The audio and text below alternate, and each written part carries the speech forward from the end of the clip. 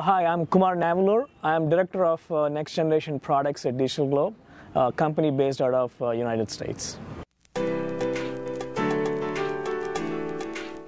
Before I talk about my views on the nano satellites, I want to take a step back and talk about what is it we are trying to do with the satellite imagery. The way I look at the industry is there are two things we want to do. One is mapping, the other one is monitoring. When you talk about mapping, I think nano satellites are not a good fit. The primary reason is their accuracy. They're not that accurate. But when you talk about monitoring, that means you want a satellite to come back and take a picture multiple times a day. I believe nano satellites are the perfect solution for that. And when you look at other satellites like what DigitalGlobe has, these are all complementary technologies. Some satellites are good at mapping. Some satellites are good at monitoring, and at the end, as an end user, you want a balance of those two options. The other advantage nano satellites bring to the industry is if you go the traditional route of satellites, the expensive satellites, it takes around 4 to 5 years to design a satellite, and the typical satellite life is around 10 years. That means you have 10-15 years lead time to change any technologies or adopt new technologies. A lot of the nano satellites are designed for 3 to 5 years. That gives them that flexibility to adopt new technologies and launch new satellites that take advantage of the technology as well. So today, if you look at the various data sources that are available, there is incredible demand. Even for companies like DigitalGlobe, we are finding that there is so much more demand we actually cannot meet.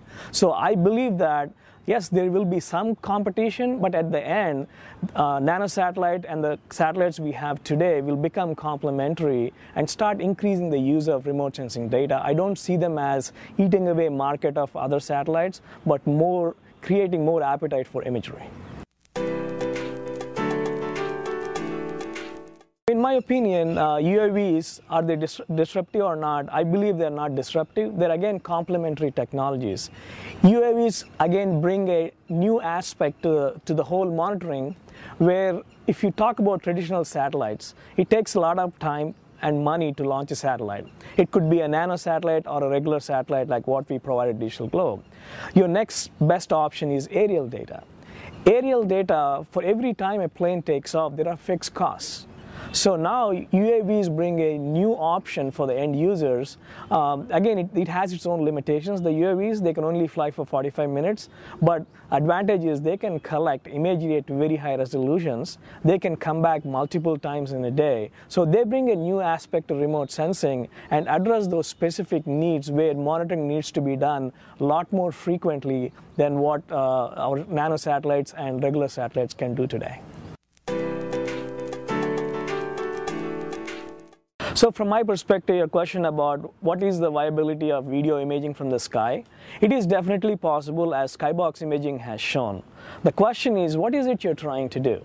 Mapping the entire Earth with an video imaging is impossible. For various reasons, it's the orbit of the satellites, the onboard storage capacity, but at the end, if you look at the entire Earth, there are only 1% of the Earth that is changing.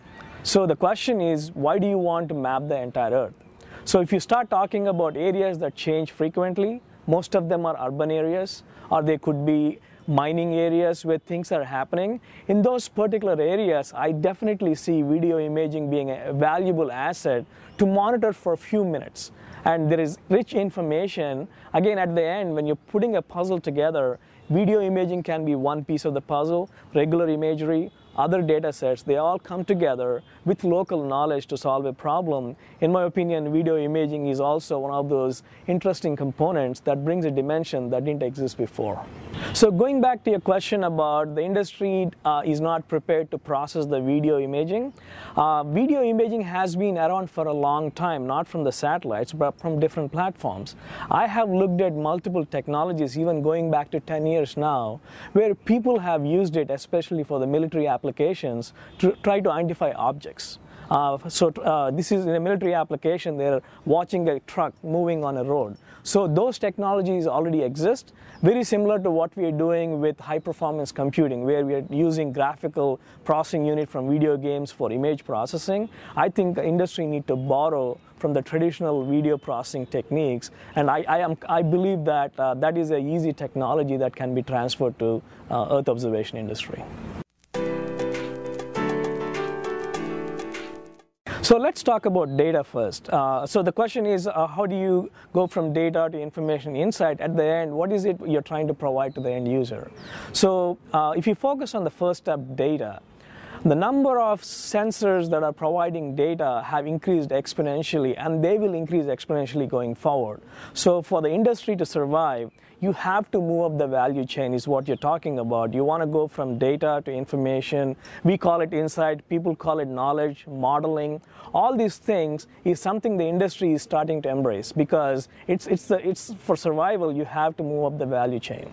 So what we are seeing, what I've been noticing in the industry is people already have moved from data to information. So the definition of information, in my opinion, is you take not only one data source, but multiple data sources and create something the user, an expert user, can make a decision on. I believe that the industry is already there.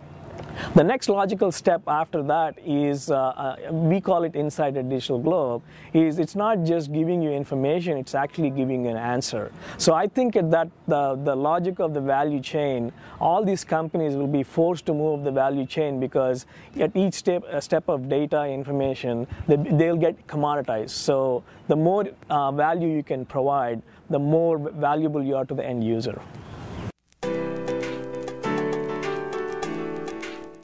So the question is, what is the impact of cloud computing on the Earth observation industry? So one of the philosophies we believe at DigitalGlobe is data and processing need to coexist. When you talk about petabytes of data, there are only a few institutions across the globe that can handle that kind of data. That's the first problem. The second thing is cost of ownership.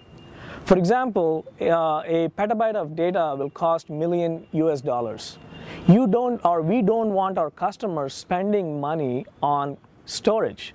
So cloud offers a very unique option of storing the data and make it accessible to our customers. Because we are providing the same data to 10,000 customers, we reduce the cost of ownership to our end users and take the burden of information technology from the end users. The second one is processing. The processing is increasing so fast. By the time you buy your laptop and come home, it's already antiquated. So the cloud computing offers a new way of leveraging the fastest and the greatest in the technologies. So I would say that, again, going back to the cost of ownership, cloud computing offers you a unique way to take advantage of new technologies as well as scalability.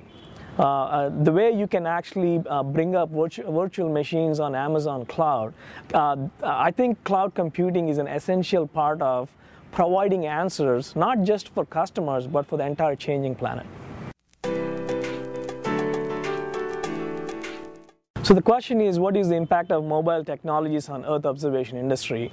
I think this is one of those transforming technologies that has come to a variety of users.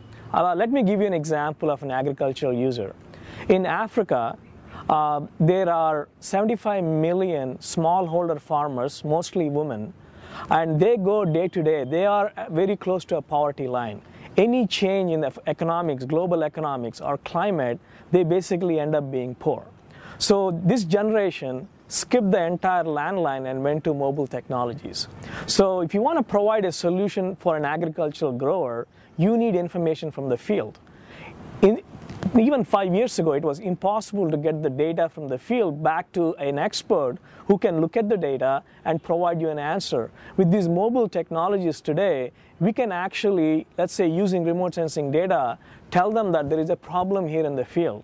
And this person actually can go to that field, take a picture of what is going on in that crop, and have a centralized an agronomist who can look at it and say, this is what you can do to correct that problem. So I think that mobile technologies have a very important place for the evolution of the entire Earth observation industry. So the question is, what is the impact of crowdsourcing on what we do today, both in remote sensing and geospatial industry? I see crowdsourcing is another interesting technology that brings the dimension that was missing in the past. Because at the end, to take a data and to make a decision on it, you need local knowledge. The crowd aspect is what is bringing that knowledge to the table.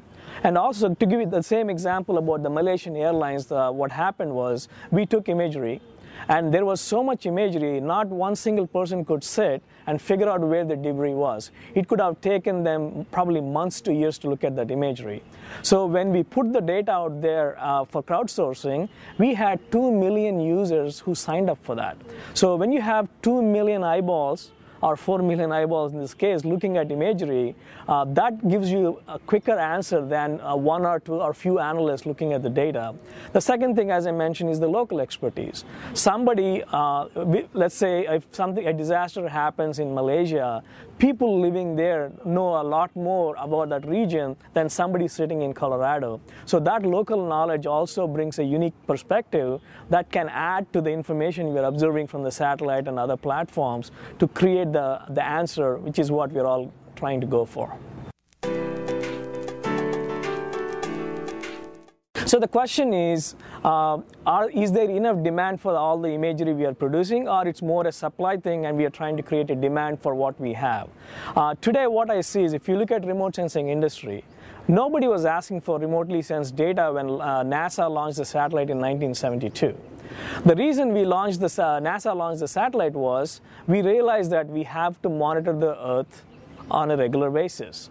So once we launched the satellite and created the technology, that created a whole lot of applications ranging from forestry, environment, agriculture, and then that started creating the pull for the technology.